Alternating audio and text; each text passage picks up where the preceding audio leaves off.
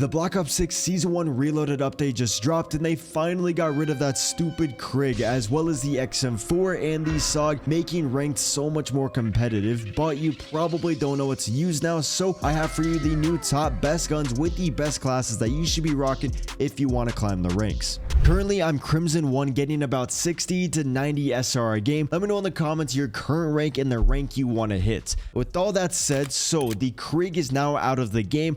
I'm very happy about that because it removed a huge skill gap within the game. You would see a lot of people just rocking Krigs. You'd be going against 4 Krigs. Now you're going to be seeing a lot of people rocking SMGs as well as the AR, so this is actually very healthy for the game. That being said, the AIMS is going to be the most popular AR as well as with the GPR, so I'll be giving you guys both 5 attachment and 8 attachment builds. This is going to be the 5 attachment pro player build. This one has literally no recoil, pretty slow TTK, which allows the SMGs to actually do something on the map since the ARs are so dominant in this game. So for the overall perks and everything, we are going to be using Flat Jacket, Fast Hands, Double Time, and Ninja. If I'm rocking the Gunfighter, it's typically in respawn, so then you don't really need Ninja as much. Then we have the Concussion, the Semitex, and the Trophy System. For the Strider, you only can rock 3 attachments. These are the 2 I really like on the gun, and then obviously have the knife. Now for the AIMS class, we are going to be adding the Kepler Microflex. This is going to make it so, we always have that clean sight, although you can use whichever sight you want. Really doesn't matter, but most of the very good players are using the Acu Spot or the Kepler Microflex. For the muzzle,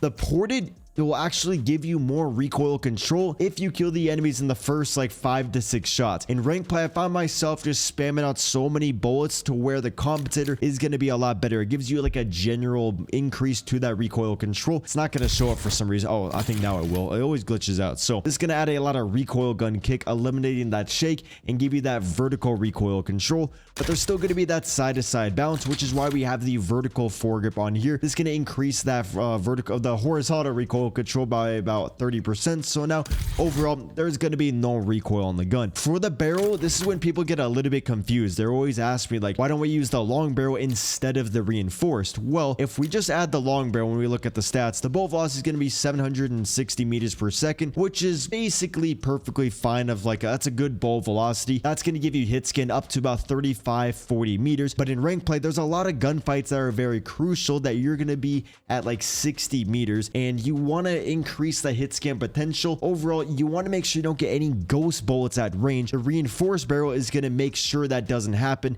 And if we look at the damage range, we're getting it's going to be at 55.9 meters, which is basically the biggest gunfight you'll get in. 60 meters is also kind of common. 66 is a little bit OD. So basically you get a lot more value out of having that reinforced barrel. And then for the last attachment on here, this one is a little bit up to you guys. I like the quick draw grip because I think the ADS speed on this gun is pretty slow. This is going to increase that by about 30%, I believe. Oh yeah, we get a 28% increase, bringing that to 190 milliseconds, which is pretty good for an AR. Another option is going to be the ergonomic grip. This is going to increase that slide to fire speed by 50%. So then if you do slide into the gunfight, you're not going to have that big of a delay, although you are using an AR. So I find that having the quick draw is a little bit more beneficial since it's really helpful to be able to snap on your target, be able to recenter. There's 2 targets, you can snap onto each of them a little bit more efficiently, and a lot of top 250 players rock the same build. By the way, if you're stressing about camos or simply just don't have time for them, check out my long-term sponsor Guapsi. They will legitimately play in your account to hard unlock whatever you please. They can do the camos to the gun levels, and this goes for zombies, Warzone, and multiplayer. They don't use an unlock tool, and this doesn't break 2S, so there is no risk of being banned, and no one has before. So if you want to save your time and energy, go to the top link in my description and check out guapsi.com. Now, if you guys want to run the 8 attachment aims, we are going to be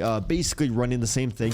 The magazines are banned in the build that you guys see. I'm just making this right before rank play came out since we got the patch notes already. I like to use the combat stock because it gives us flinch resistance, so if the enemy shoots at us, our screen isn't going to shake at all. And then we also get a lot of strafe speed, making ourselves a harder target to hit. If you're a bigger fan of just strafe speed, then I would use the infiltrator. That's going to be the best for that. I just really want a lot of flinch resistance on top of that. And then for the fire mods, we are going to be using the overpressured rounds just to increase that hit scan potential, basically giving us that super nice ping. You're never going to really get any ghost bullets. But now that our bolt velocity is like 950 meters per second, we can take advantage of the extra few meters that the long barrel would give us compared to that reinforced. So that's why I have that on there. And this is going to be my favorite gunfighter, AIMS 85. Keep in mind, nobody's going to like you if you rock the gunfighter. It's known to be pretty scummy because it is banned in the pro league. Now for the next class I want to go over, this is going to be the Jackal, and after this there's an AR, the GPR. I think a lot of you will like it more than the Ames. Before that though, this is going to be the Pro Player Jackal. This is the one that Scump uses, and just basically every single person is going to be rocking, given there is a slight variation to it. So again, we're going to be rocking the Compter. It gives us the best general amount of recoil control, and with an SMG you are spamming out a lot of shots. For the barrel, we are now using the long barrel. For a bit, all the pros were rocking the Gain Twist because they banned the long barrel and the reinforced barrel. They unbanned those ones, and now that they have the option of the reinforced and long, they still choose to use the long. And the reason for this is because all the ARs are so overpowered to where they have a lot of damage range, do a lot of damage. This is going to help you at least compete, so then you're not going to be shooting canned peas after like 10 meters. Increases that effective damage range to 18.3 meters, which is pretty good. The bullet velocity isn't the best, but you're going to have hit scan up to about 25 meters, which is decent for an SMG. Now for the underbarrel, we are going to be rocking the Ranger foregrip. That's going to help you get the timings a little bit better, but you could rock the vertical foregrip. This is going to give you more recoil control, making it harder to miss your shots. You're going to be able to kill the enemies faster because you're going to be consistently hitting more shots. Although for me, I like the Ranger just because it allows you to move around faster. I value like basically there's already so much control of this gun to where you know, you're going to be hitting all your shots, and so I like to move around faster. I know it doesn't say it increases tactical sprint speed, but it does by about 4%. You can check out Exclusive Ace's video on that. Now for the next attachment, we are going to be going over to the rear grip, and we're going to be adding the ergonomic grip. For the ARs, I like the quick draw because I want to be able to be very snappy, and we're not sliding that much into the gunfight. With the Jackal, you're definitely sliding into a lot of your gunfights, so we're going to be adding this to increase that slide to fire, the dive to fire, and your ADS speed. Keep in mind, your true sprint to fire speed is going to be 165 milliseconds, since you typically don't fire the gun until you're fully ADS, and then you know, there's not going to be that slide to fire delay even holding back whatsoever, since you know, now we got the ergonomic. Lastly, we are going to be using the balance stock, although the Infiltrator is another very good one. The Infiltrator, remember what I was saying, it gives you a lot of strafe speed. This makes you a harder target to hit, and it's just going to be overall easier to hit your shots. At first it might be a little bit weird, but once you're used to it, definitely feels good. The pros also rock the balance because it gives you a lot of hip fire strafe speed, and so up and close it can help you dodge a couple more shots. Personal preference, majority of players do rock that balance stock. Now you guys got one of the best ARs and one of the best SMGs. Before I give you the most underrated, my personal favorite AR, I want to show you guys this very underrated C9.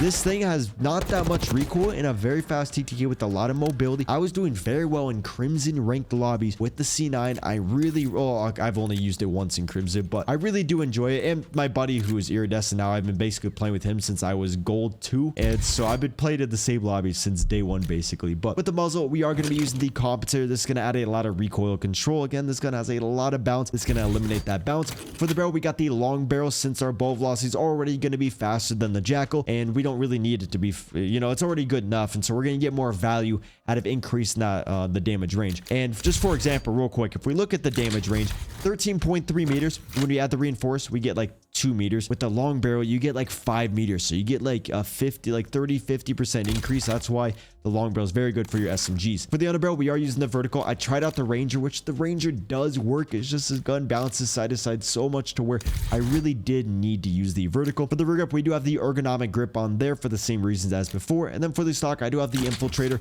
This is just going to make it so you can strafe a little bit faster and just makes it feel like that OG MP5. It is very enjoyable like this. And if you guys are curious of like the Gunfighter, Jackal, and C9, basically just go over to the fire mods, add the overpressure. Maybe on this gun, you could then, you know, add the Ranger foregrip, then add the recoil springs, and then you can't add a magazine. And then I like the iron sights on both, but if you were to add an optic, probably the Kepler is going to be the best one. Now for the last class on this video, this is going to be the GPR81. Got a gunfighter build as well. This gun kills a little bit slower than the Ames, but also has less recoil, and I believe like up close it actually kills a little bit faster than the Ames, and so you'll still be winning a lot of gunfights with this. And I wouldn't be surprised if you see people rocking the GPR in the CDL matches. It is a very good weapon. For the first attachment, we are going to be adding the Kepler Microflex just to give that clean precision sight. The iron sights are really not that good, and I like to run a sight on like any long range weapon. For the muzzle, again, we got the compensator. You're going to be spamming out a lot of shots. This is going to be a lot more beneficial than the ported would be. For the underbarrel, since that compensator is giving us so much gun kick control and vertical recoil control, we got to take care of the horizontal.